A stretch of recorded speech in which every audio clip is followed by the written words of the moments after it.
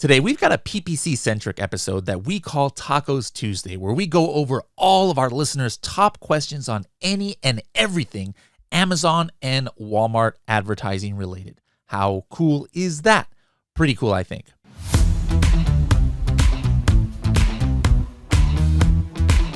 If you're like me, maybe you were intimidated about learning how to do Amazon PPC. Or maybe you think you just don't have the hours and hours that it takes to download and sort through all of those sponsored ads reports that Amazon produces for you. Adtomic, for me, allowed me to learn PPC for the first time, and now I'm managing over 150 PPC campaigns across all of my accounts in only 2 hours a week. Find out how Adtomic can help you level up your PPC game. Visit h10.me/Adtomic for more information. That's h10.me/ADTOMIC. Hello, everybody, and welcome to another episode of the Serious Sellers Podcast by Helium 10. I'm your host, Bradley Sutton, and this is the show that's a completely BS-free, unscripted, and unrehearsed organic conversation about serious strategies for serious sellers of any level in the e-commerce world. And this is our first time that we are broadcasting our TACoS Tuesday show that is a PPC-centric episode to everybody. This is something that we do where we take questions live from you, the audience, and questions that I've gotten offline as well about anything and all things advertising related. This could be, PPC on Amazon, advertising on Walmart, etc. So let's go ahead and get into this episode. And we've got our special guest of the month is Gefen, the director of media buying from Vendo. Let's go ahead and welcome him to the program. Gefen, how's it going? Good, Mr. Bradley. How you doing? I am doing just delightful, thank you. Now, first question. Tell me the origin of your name, because you are the first ever Gefen that I have ever met in my entire. I am first of all impressed that you said it correctly.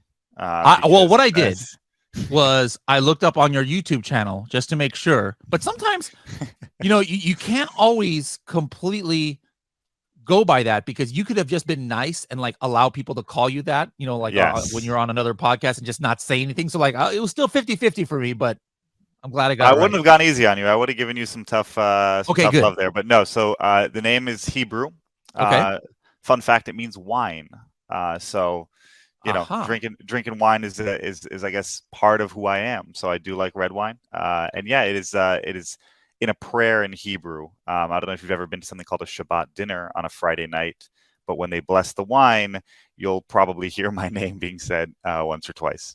Excellent. And then Laredo, that's like a Mexican Spanish. So my family actually is way back when, I'm talking, 600, 700, 800 years. They are out of Laredo, Spain. Laredo, Spain. Okay, I was thinking Spain. Laredo, Texas, and then I thought there's a Laredo, Texas. There's Nueva Laredo, which is Mexico, and then there's Laredo, Spain. Okay. And so my family way back when, they were, I don't know, probably like 1,000 years ago. They were from that city in Spain. Luckily we were able to keep the last name throughout all these years. Awesome. So guys, you came here for the PPC. You're getting, historical and geographical,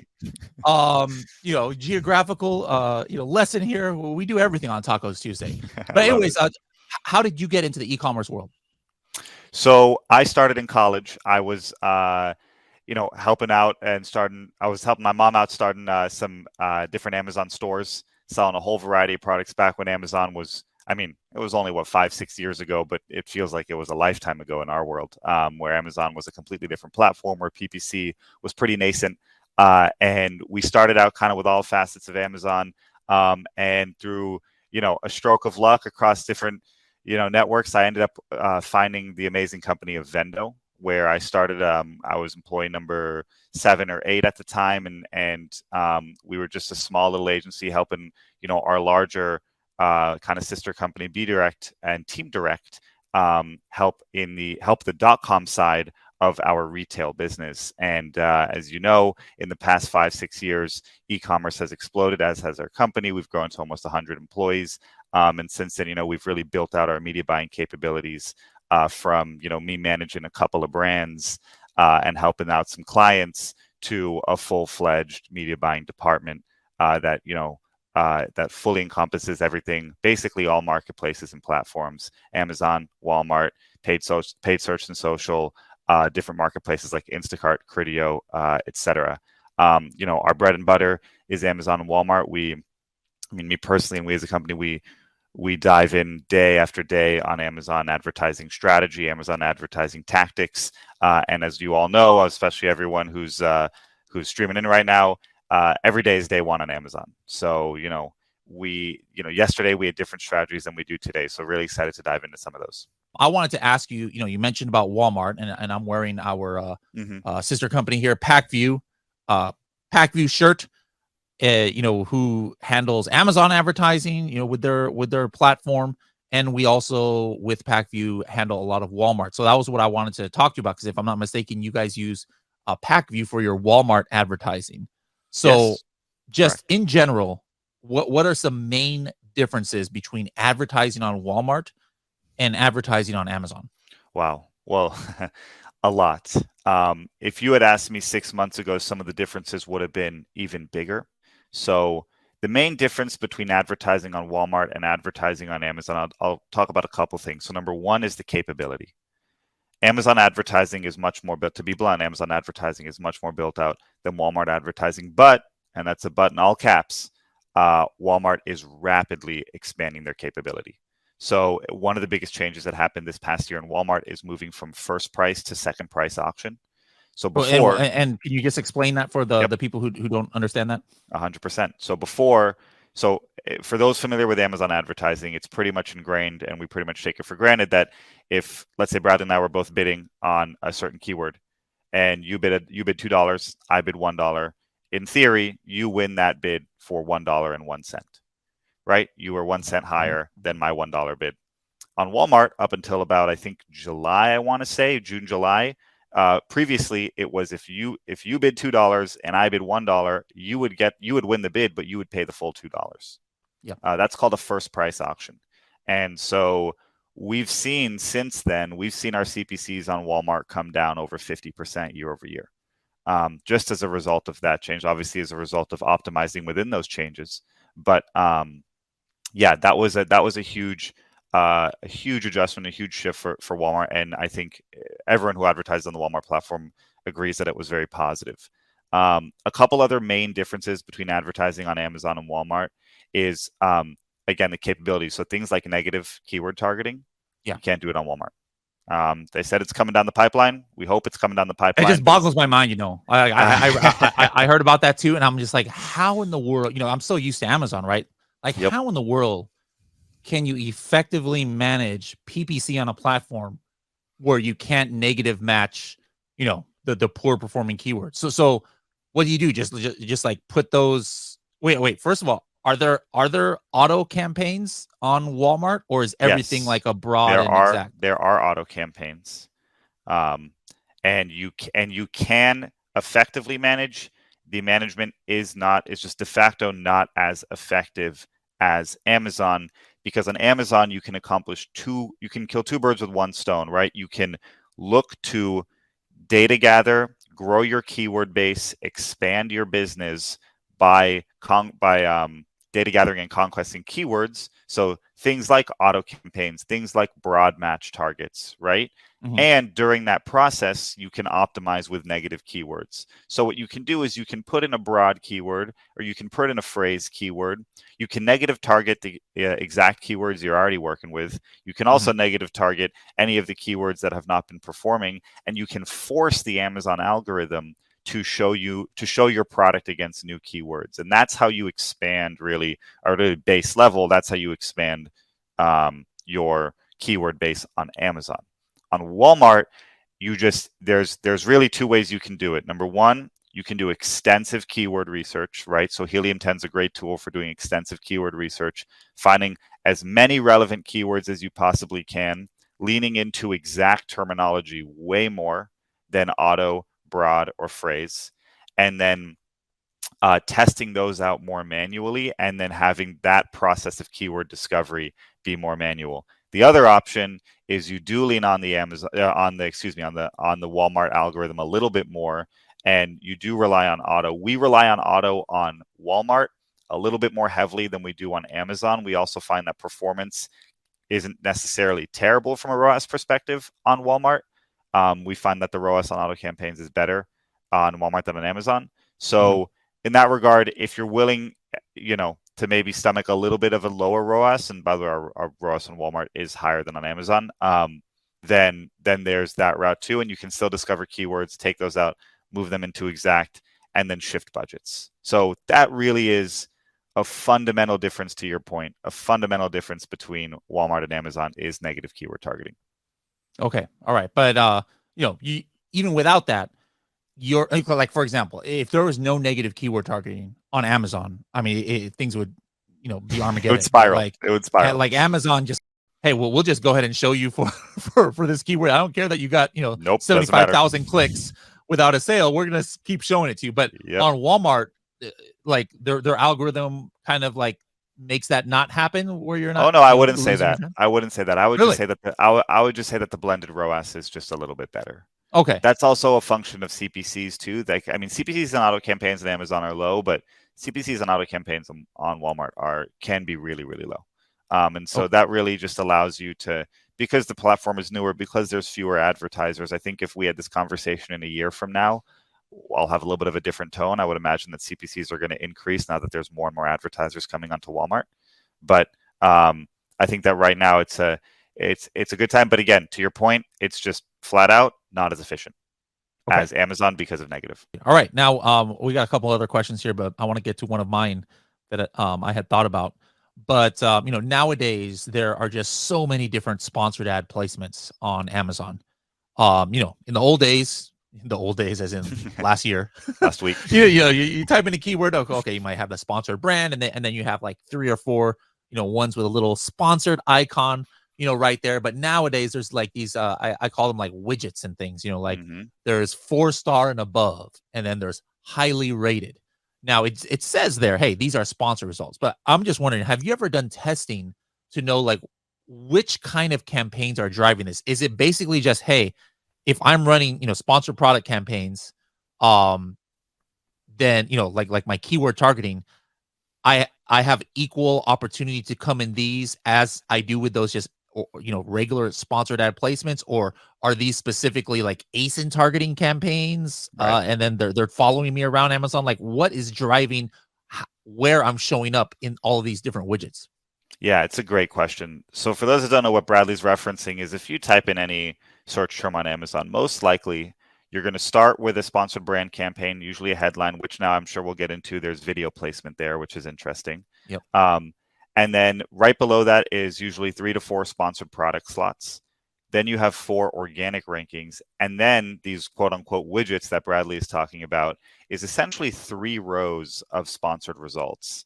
And it's everything from highly rated. Like I typed in a supplement brand here, and it seems like there is a climate pledge friendly kind of. I saw that in there. Collagen Peptides, one of my favorite searches. Right there. Yeah.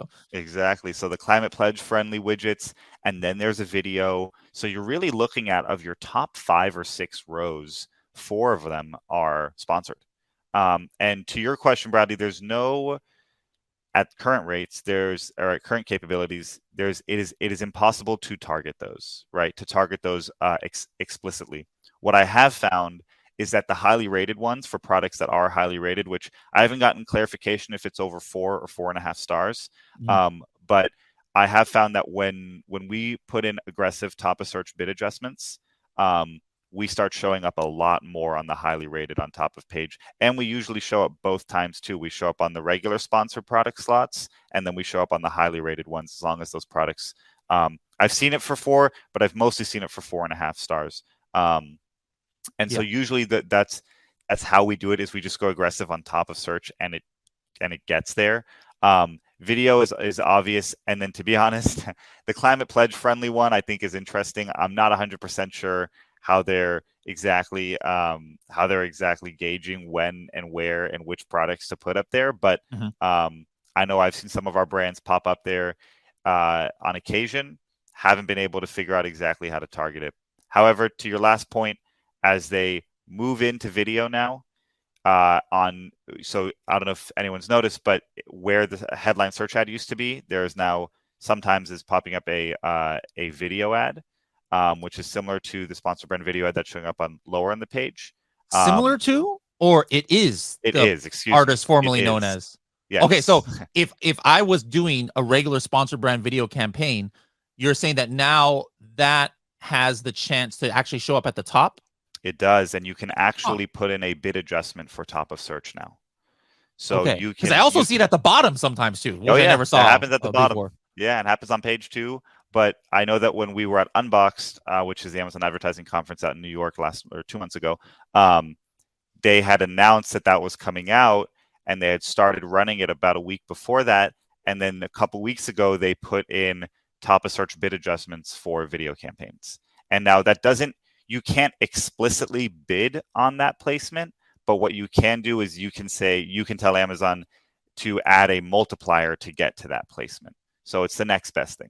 Or I could just bid high, just like I do with. Or you could bid really high. Yeah. Yes. Okay. And my expectation is those CPCs are going to increase because I think with sponsored brand headline search ads, we've consistently seen lower conversion rates than sponsored product campaigns. However, with video ads, we've seen higher conversion rates, and even more than the higher conversion rates, significantly higher engagement. So significantly higher CTR on video campaigns versus sponsored brand headline campaigns, and then versus sponsored product campaigns. So I think Amazon's going to push that more heavily. And if you had to ask me my prediction, I would say that CPCs on that placement are going to increase pretty drastically over the next 6 to 8 months.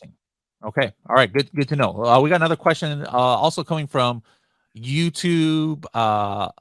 Xavier says, what's the consensus of putting negative exact match keywords from your exact campaign into your broad and phrase campaign to stop cannibalization?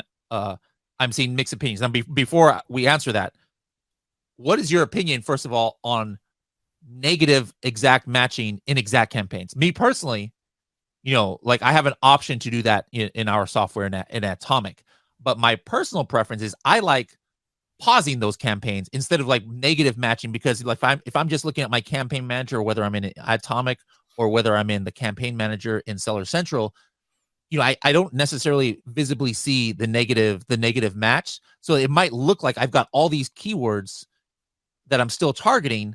And I can, be like, oh, this is full now. So like, do you, for exact target campaigns, do you negative match, because Amazon is almost making these like broad campaigns, it seems nowadays, or do you just pause the target? If all the keywords in the campaign are exact, then I won't add any exact negative terms. I would just pause. Okay. So now that we got that out of the way, so regardless of if that's your strategy or not, let's say there's something that going to Xavier's question here, there's something that I either want to pause, or if my strategy is doing exact negative, like he said, do I take that and put it to my auto and broad and phrase campaigns, or do I wait until the data on those campaigns show me that it's not performing there as well? So best practice that we have at Vendo is we do add those keywords into broad and phrase campaigns to stop cannibalization. And the reason why is, well, first of all, let me clarify a little more. Sure. If it's against the same ASIN, right? Mm-hmm. If we're looking at different ASINs, then I think that the debate really opens up, because, I've heard directly from Amazon that Amazon views campaigns as potentially competing against one another, and you can actually, according to my contacts at Amazon, you can drive up your own CPC if your campaigns are competing against or are targeting the same keywords, especially if it's for the same ASIN. Now, if it's for different ASINs, it's very interesting, because you can argue that you want to get more page real estate, and if you want to get more page real estate, then you can go very aggressive on top of search and show up twice, which we've definitely done before. But as the best practice, I would say, Xavier, that most likely you should be adding those exact terms into negative in those broad and phrase campaigns. Now, on the flip side, what a little nugget of strategy that we like to sometimes do is we like to do catch-all campaigns that are either auto or broad with really low bids. So, like, for instance, a good example would be you can maybe have magnesium as a keyword, right? And you can bring in, a really aggressive $5 or $6 or 200% top of search bid adjustment campaign on that term. And then maybe you have a second one that captures a lot more keywords in broad and phrase with like 50 cents or $1 or whatever it is, that will capture all of these page 2, page 3 placements or whatever they are. And if that's a built out strategy, then you don't need to add into negative. But if you're looking at bidding $3 in one campaign and bidding $3 in the other campaign for both of the same terms, my recommendation would be to add one of them into negative. Okay. All right.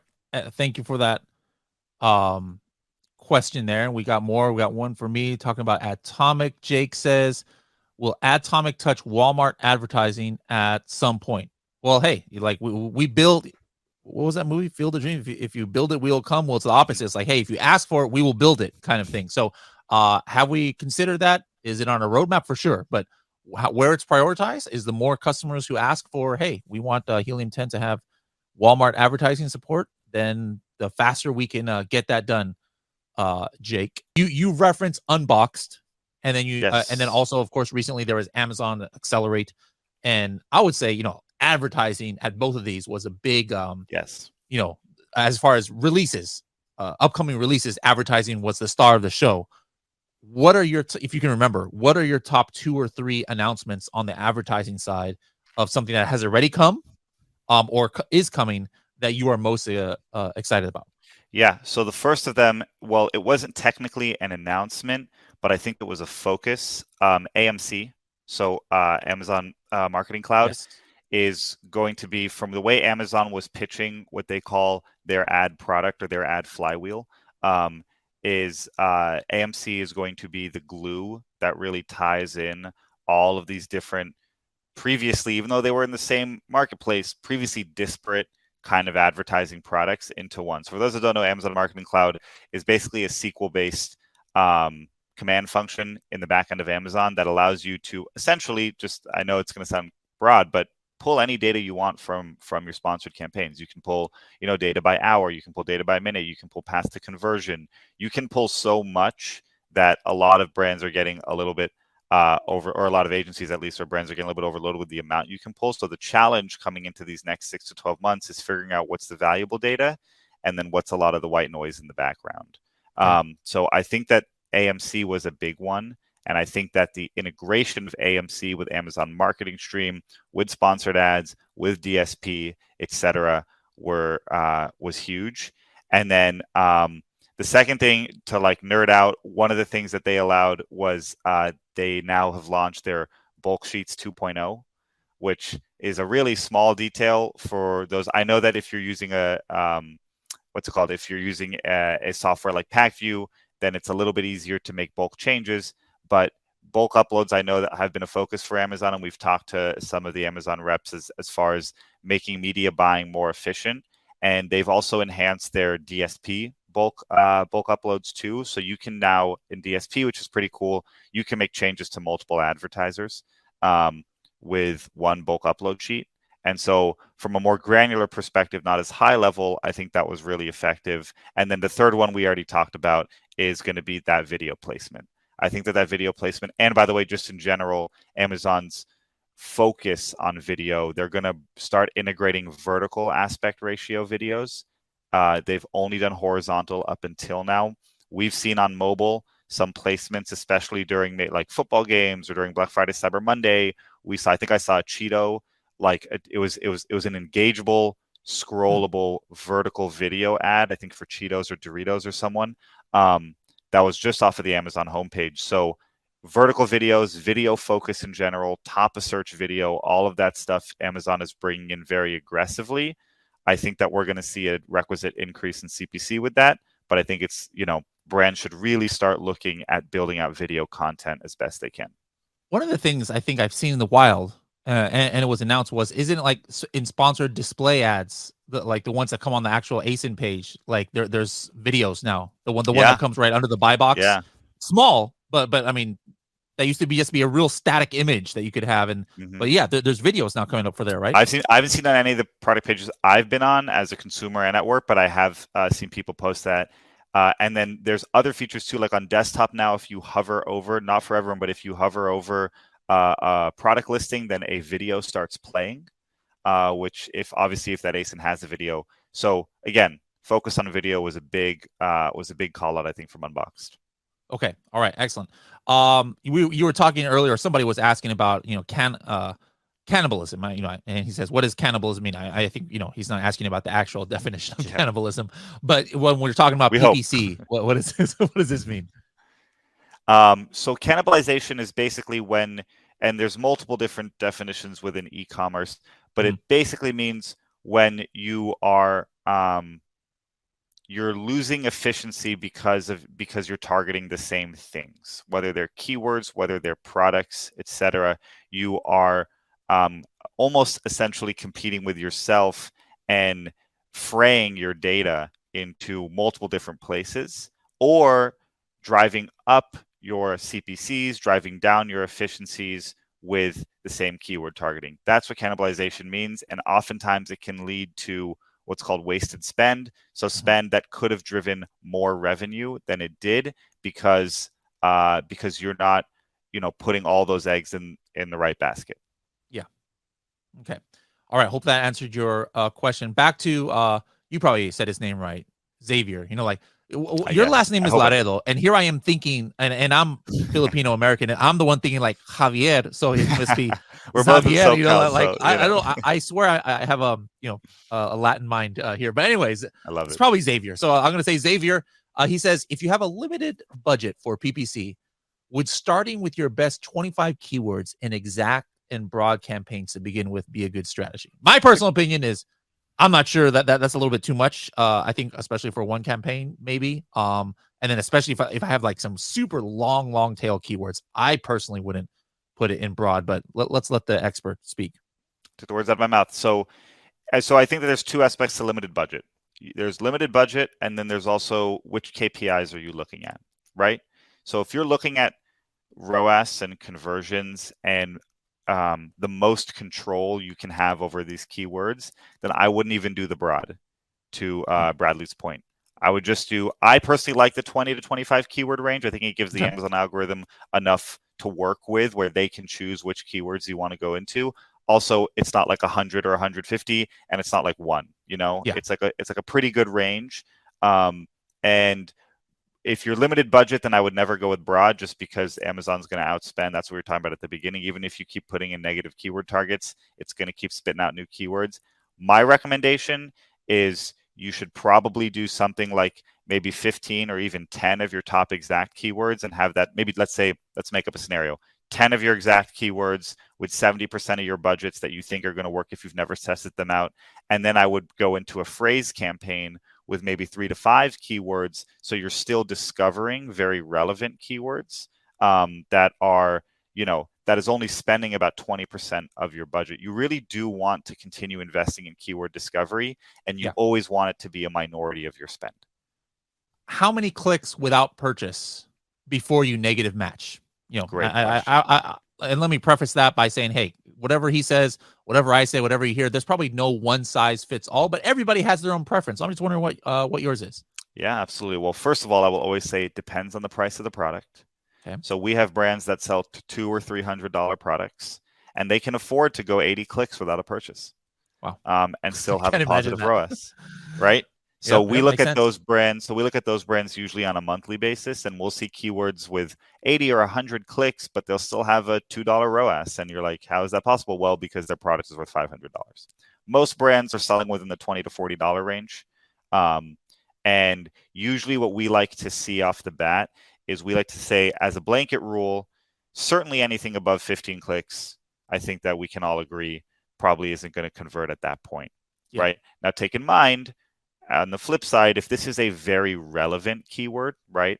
If you're a magnesium supplement and you're not converting on magnesium, then it's not the keyword, it's something in your brand, whether it's the price, whether it's the images, whether it's the title or the reviews. There is something in that process that your most relevant keyword is not converting, and I would take it back to the drawing board, and the data is telling you something on that one, right? Where there's something wrong. But for most of these, longer tailed or more niche or lateral keywords, 15 is a definite no. 10 is, I think, the kind of middle ground where you're like, okay, if we really want to be efficient, then anything out of 10 we can just get rid of. What I will say is that anything around 5, in my opinion, deserves to be tested a little bit more.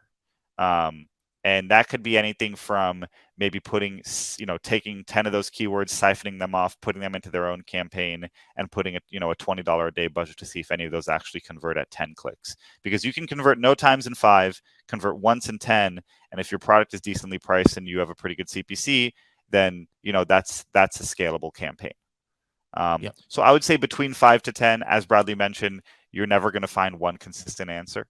But I would say that anything above 10, we usually like to discard. Anything around 5, we like to test a little more. Okay. All right. We've got another question, and I've actually gotten this a lot of times myself, so this is good that Darsha here is bringing it up.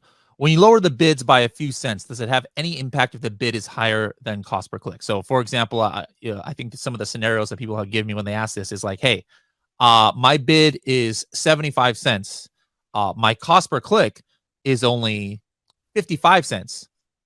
Does anything happen if I lower the bid to 70 cents? Yes, it does. And the reason why is because Amazon is charging different cost per clicks for different placements. So what matters the most is the weight, right? Where is most of your spend being allocated? So a good place to go is when you open up your campaign, when you open up an individual campaign, on the left it says placements.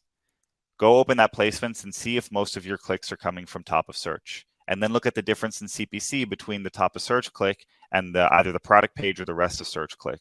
And usually what you'll find is that the top of search is more expensive. And usually if it is a competitive keyword, that CPC will be much closer to your bid than the rest of them. So let's make up a scenario. You've got a 75-cent bid, as Bradley mentioned, and your top of search is at 73 cents, right? And you're getting 80% of your clicks from top of search. If you lower from 75 to 70, 80% of your clicks are going to be affected by that. And what you'll find that your overall CPC will decrease. On the flip side, if you have a 75-cent bid and all of your placement is on rest of search at 55 cents, most likely if you lower from 75 to 55, you're not going to see much of a difference. Another question here. One of the announcements that was given, I think, was about like offering incentives on the sponsored brand headline ads, where it's like, hey, spend $25, get $5 credit or something like that. Has that started yet? And whether or not it started, is this something that you guys plan on doing, or do you think this is not really going to move the needle, might be waste to focus on? Yeah, it's a great question. So we saw it, and correct me if I'm wrong, I saw it on display. They had announced it on display. I don't know if they announced it on sponsored brands, but they. I wasn't sure. It was either sponsored brand or sponsored display. I had a 50-50 chance, but sponsored hey, knowing my luck, I got it wrong. This is Amazon looking to push sponsored display aggressively as an advertising product. I mean, we haven't used it yet. We haven't seen it yet. I know it's in beta, but I know it's coming out. And I'm curious to see if it's going to work. I'm curious to see how the messaging is going to look. I don't know how easily they're going to convey to a customer that they just get $5, to Amazon, right? In general, I think it's a brilliant idea. And I kind of I think it's going to have a positive impact on conversion rates. And I think it's going to incentivize people to spend more against sponsored display. But at the same time, I'm curious to see how they're going to roll out the messaging around that. So TBD. All right. Excellent. We might have time for one more question if you guys want to, get one in. But in the meantime, before we close here, if you guys want to get more information on what Vendo can do for you, by the way, that's just a great name of a company. Vendo, for those who don't know, means like I sell, in Spanish. So, kudos to whoever named the company there. But guys, go to hub.helium10.com, hub.helium10.com. Type in Vendo, Vendo, and then you'll be able to contact them directly from there. I got one or two more questions here. We got one from Mike. If you could use only broad or phrase for keyword research, which would you choose? And by keyword research, I assume he's meaning, hey, try and discover new manual targets. Phrase, hands down. Phrase. And me why? Personally, it's more relevant. Again, magnesium. We're just going to stick to that example. if you use magnesium phrase, right, then every term that you have to bring in, and you can even use a longer tailed term, right, 500 milligram magnesium, let's say, right, your product is 500 milligram. Mm-hmm. Then all of a sudden you might, Amazon is going to narrow their search to 500 milligram magnesium organic, 500 milligram magnesium supplement organic, right? Weird different things that still contain the phrase and it's relevant. Now, if you have a lot more budget and you're willing to test out as broad of a, net as possible, then go with broad and you can harvest a lot more and you can test a lot more at once. But most brands don't have that budget.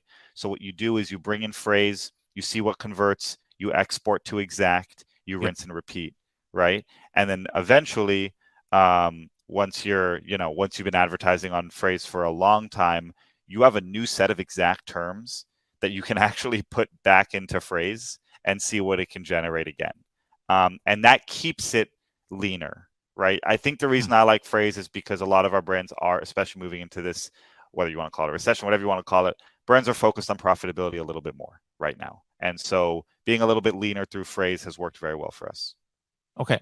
Now, I'm just curious, a while back or back in the day, as in earlier this year, exact campaigns with exact manual targets, it's like it would show me for that exact keyword or maybe a plural form of that keyword. Mm-hmm. But then there was a time where on some of these campaigns, I don't know if this is a glitch or this is just the new normal. And that's, I guess, is my question, if this is the new normal or not.